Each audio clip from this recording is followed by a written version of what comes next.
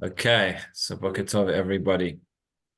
We are on Masechet Beit Tzadaf Yud Bet Amud Bet near the bottom. So yesterday, again, we nearly got onto this topic of truma, which we'll get onto today.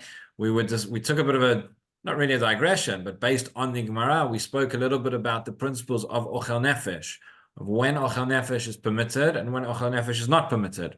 And our Gemara is one of the clues that we have because we're dealing with the question of molel melilot, which is essentially if you take stalks of wheat, of grain, or of kitniot, it's a connection to Pesach, right? Coming out types of beans and seeds like mustard, etc., which are in a pod, and if you can crush them in your hands. So this is that's the topic of the Gemara.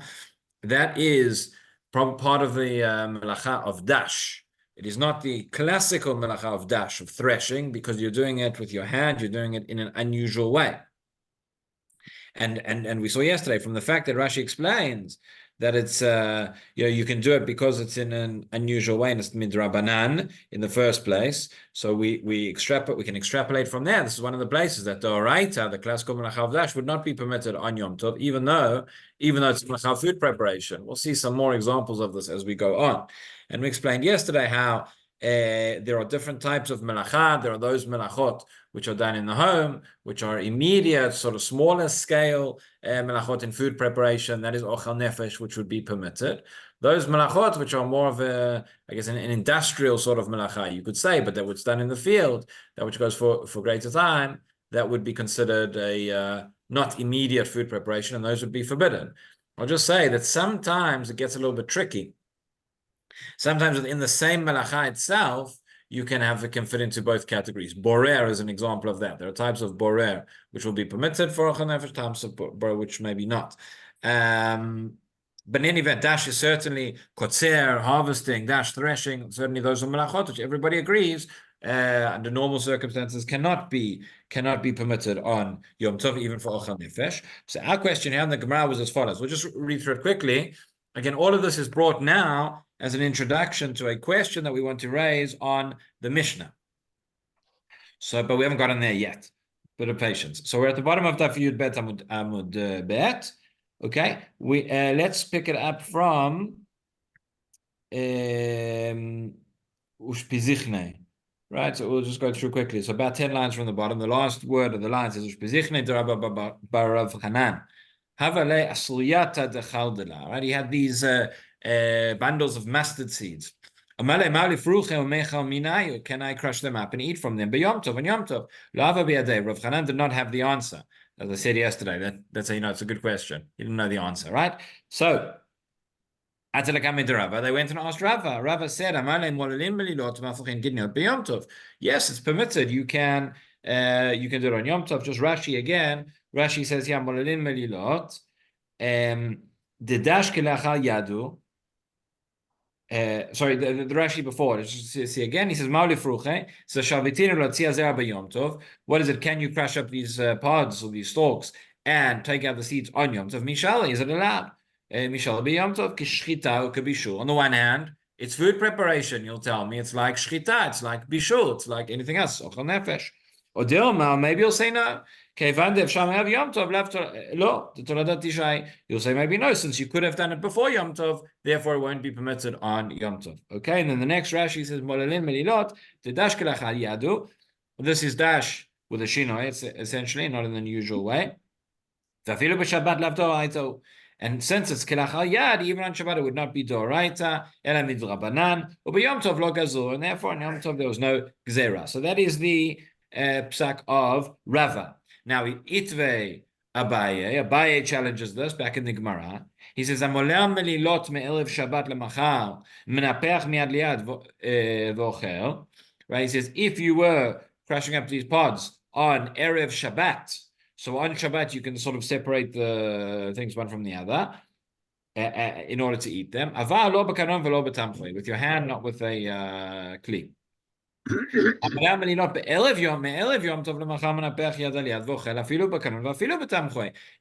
it on Erev Yom Tov, so on Yom Tov you're allowed to use these kelim, which are again types of klis were done for a small quantity. These are other kelim which you would use for a much larger quantity. And as we've explained, that would not be allowed. So, but what we see over here is that it says Me'erev Yom Tov in B'Yom Tov lo. Right? You can do it on Erev Yom Tov, but you cannot do it on Yom Tov itself.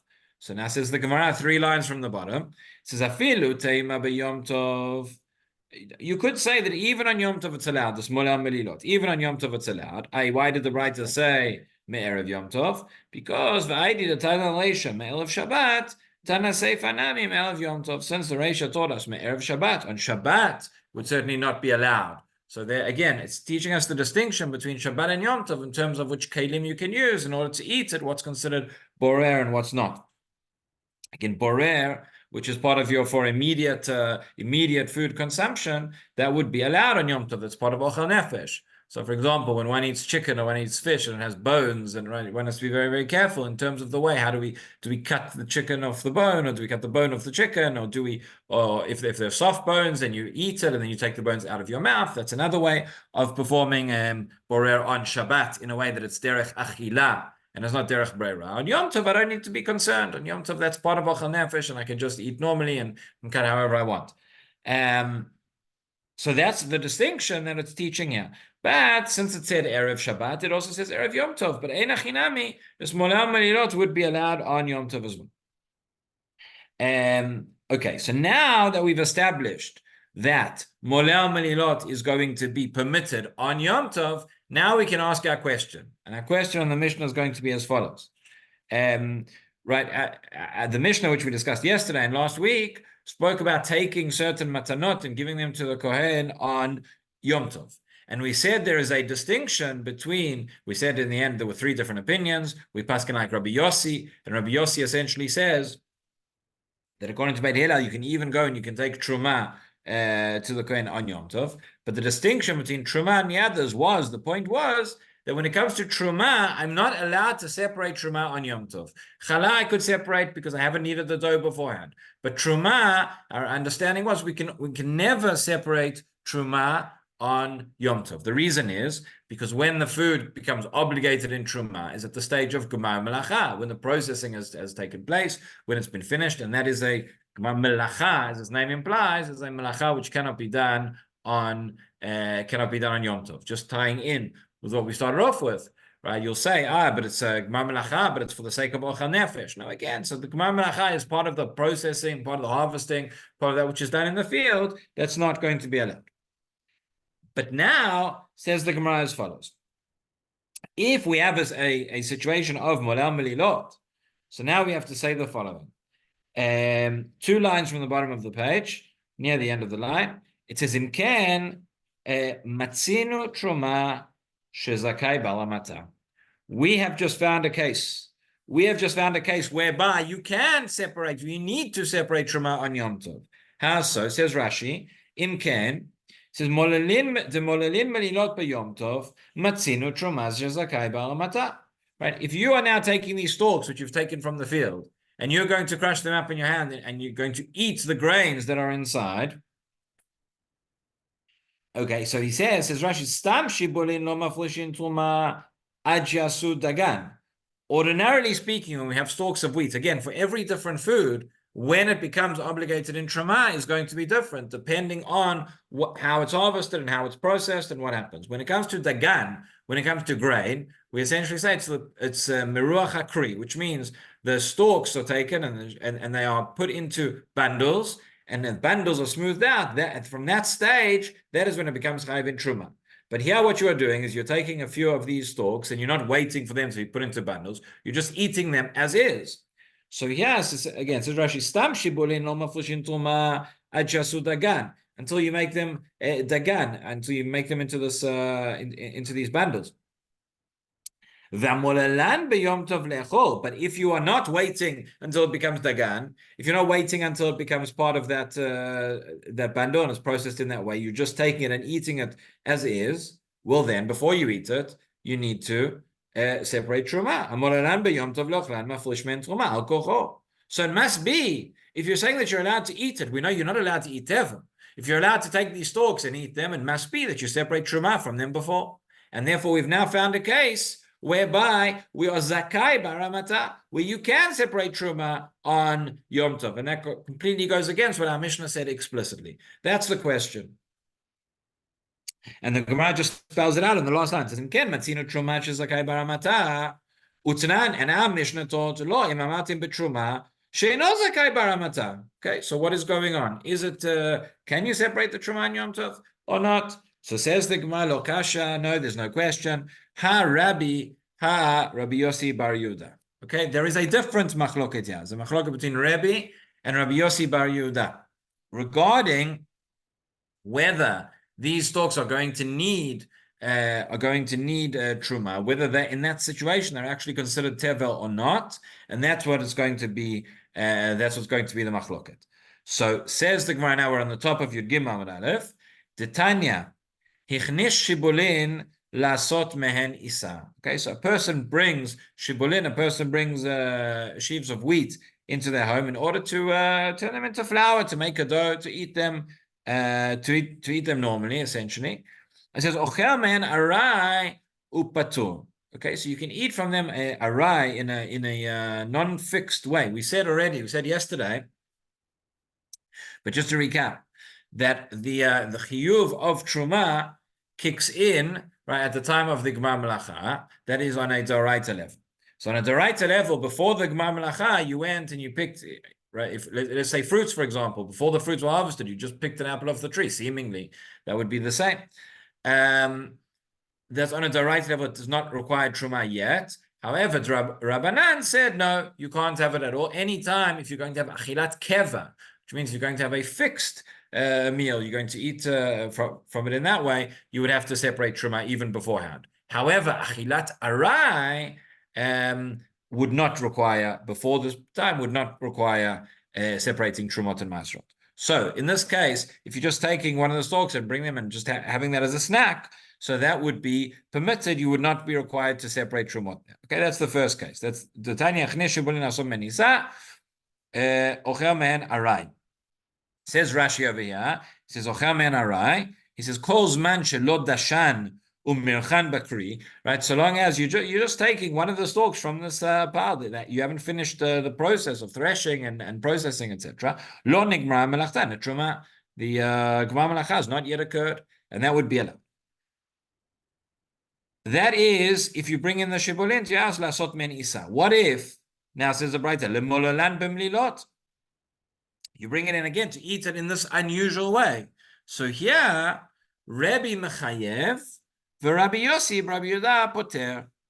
In that case, Rabbi says you are required to separate truma, and Rabbi Yossi, Rabbi Yehuda says no, you are exempt. So what we see already is that the case we just said, where we said, we found a case of separating truma on Yom Tov, that is according to Rebbe. But according to Rabbi Yossi Rabbi Yehuda, he says this molel melilot, you can eat them, you don't have to separate truma. And therefore our Mishnah still fits according to what he says. Let's see Rashi, just to explain a little bit more. So let's see the first Rashi at the top of the page. He says, Ha Rabbi Yossi Rabbi Yehuda. He says, Leolam molelin melilot ledivrei hakol.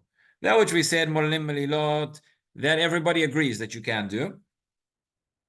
But as a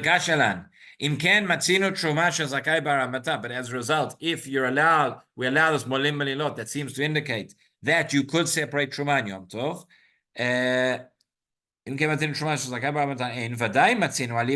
That's true. According to Rebbe, you have a situation where you can separate Trumot on Yom Tov. Umatnitin diktani lo matzin Rabbi Yossi Rabbi Yehuda. However, our Mishnah follows the opinion of Rabbi Yossi, who says no. Okay, so let's see what's behind exactly this machloket between the two of them. So Rashi, where he says lemolalan b'mlilot, hichnisan lochlan ma'at alidei mlilot. Again, the point of molalan b'mlilot means you're eating them in this unusual way, right? You're never going to take that wheat and process it in the way you would. You're just eating it as is. So Rabbi Mechayev, says Rashi, Rabbi Mechayev b'truma, shelo yochal me'en arai ad she'aflish. So he says, no, now, if you're bringing them in to eat in this way, you can't eat from them until you've separated truma, even achilat arai. Why? Right. Ordinarily, we say you're going to bring these wheats and put them together in the bundle and then make flour from it. That is the gmar melacha. But over here, you just want to eat the wheat stalks by themselves. So in that case, the moment that you bring in that stalk into the home, that is the gmar melacha. You don't need to do anything else from it. That's the way you're eating it.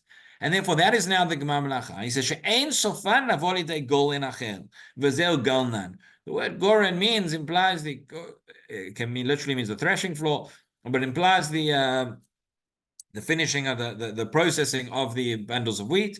Since that's not going to be done, so now we consider what you've just done to be the Gemar Melacha, says Rabbi, and therefore you need to separate Truma.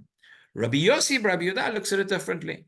Rabbi Yossi, Rabbi Yehuda Poter, says Rashi, Degancha aktiv, v'ainu miruach. When it says Degancha, it means the smoothing out of the bundles.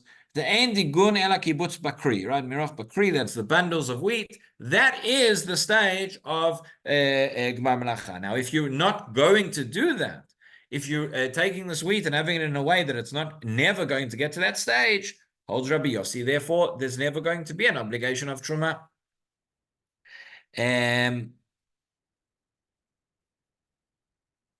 Okay. So now the Gemara says as follows, says, wait a minute, maybe there still is a case where for Rabbi Yossi, where I am required and I am able to separate the Truma on Yom Tov itself. The case would be as follows. 4 lines down from the Gemara. It says, Rabbi Yossi Rabbi Yehuda, Nami mishkachat la. We also have a case. The case would be as follows. Kegon, Shechnis shibolin lasot mehen isa. V'nimlach alein lemolalan beyom tov, the tavla beyome. Okay, so the case is as follows. It says, what if you brought in the shibulim, you brought them into the home in order lasot mehen isa, in order to, yes, to turn it into flour. So we said already, okay, since you've only brought in a few of these grains by themselves, then that is considered achilat arai. But the moment that you bring in for that purpose, you're showing that it still fits into the category of goren, it still fits into the category of dagana. You're going to eat it in the normal way. So you brought it in for that purpose. So now, according to Rabbi Yossi, this is where essentially it becomes tefer. Because what Rabbi Yossi is telling us is that if you bring in these shibolin for the purpose of molel melilot, you're just going to crush it up in your hand and eat it in that way, then actually it never becomes tevel. According to Rabbi, it becomes tevel there. But according to Rabbi Yossi, it never becomes, because you're never going to harvest it and thresh it and eat it in that way.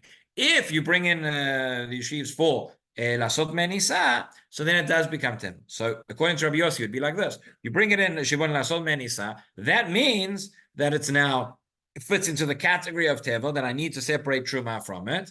And then v'nimlach alein lemolalan b'yom tov. But then I change my mind and I decide actually I'm going to just eat it as is. Well, now I'm going to eat it as is. Okay, that's considered the gmar melacha because now it's because now I want to eat it. I'm not going to do anything else. But when I brought it into the house, I was considering that I was going to crush it into flour, and therefore it fits into the category of tevel. So in that case, even according to Rabbi Yossi, Rabbi Yehuda, you would be required to separate truma. So let's see Rashi spells out. He says like this. It's not a new dibur matchel. We have the 2 dots in Rashi. He says parchina lerava da'amar molalan Rabbi Yossi Rabbi Yehuda nami ishalit lemolalan beyom tov meshkachet la kolchach shezakai baramata. Right? If according to Rabbi Yossi Rabbi Yehuda, you're allowing to crush up the stalks and eat them on Yom Tov, then we now have a case where you can separate the truma. B'melilot shechnisan lasot isa b'tisha miruach. You brought in these stalks originally. Your intent was that we are going to finish the processing. We're going to turn it into flour and turn it into dough, and therefore it's going to be chayav in trumot when I do that. And then nimlach alein lemolalan, and then I changed my mind. Really, I just want to go and crush them up and eat them as they are. That's nyan kulan lemlilot. Dal kochach modebo Rabbi Yossi. Rabbi Yossi will agree in this case. The tavlan bayom, that when you brought them in, they became tevel. Shenimlach aleim. The kevan deichnisan l'shem golin gamul. Right? When you brought them in for the sake of being part of the Gorah and being sake of bring them in the bundle and eating them, then they have the quality, they fit into the category of Trumot and Masrot. But then you say, no, I'm going to eat it as is. Well, that's now the Gemar Melacha.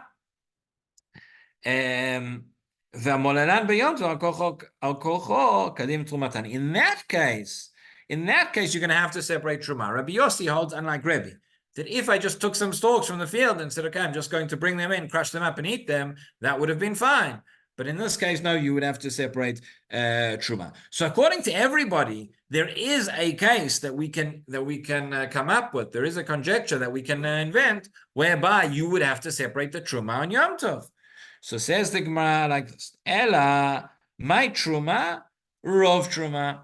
No, we say again, the general principle still applies. When we say that Truma can't be separated on Yom Tov, yeah, in 90%, 99% of the cases, most times Truma cannot be separated. Could you come up with a case where it is? As we've seen, yes, you can, but that's not, we're not going to be so concerned for that, and therefore the distinction of the Mishnah still stands.